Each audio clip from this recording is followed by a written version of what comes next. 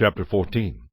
And it came to pass in the days of Amraphel king of Shinar, Arioch king of Elasar, and Chedorlaomer king of Elam, and Tidal king of nations, that they made war with Bera king of Sodom, Birsha king of Gomorrah, Shinab king of Admah, Shemeber king of Zeboim, and the king of Bela, that is Zoar. All these joined together in the valley of Siddim, that is the Salt Sea.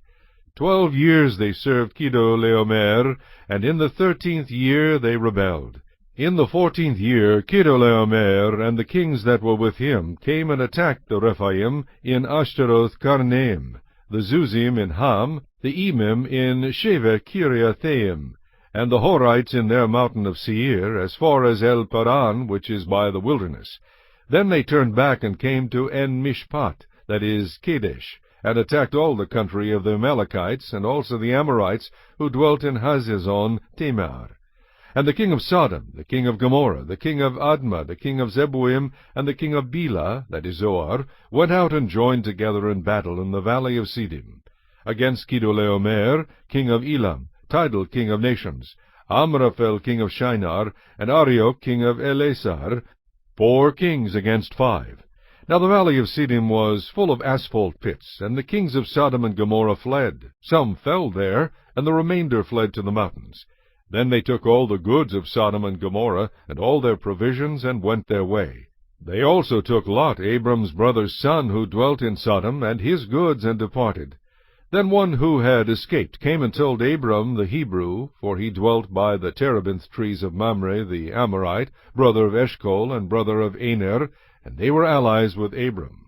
Now when Abram heard that his brother was taken captive, he armed his 318 trained servants who were born in his own house, and went in pursuit as far as Dan.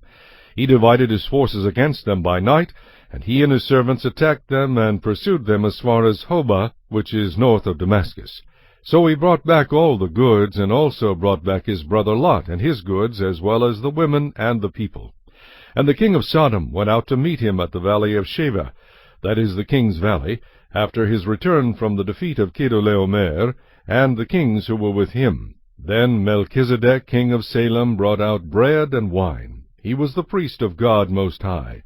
And he blessed him and said, Blessed be Abram of God Most High, possessor of heaven and earth, and blessed be God Most High, who has delivered your enemies into your hand. And he gave him a tithe of all.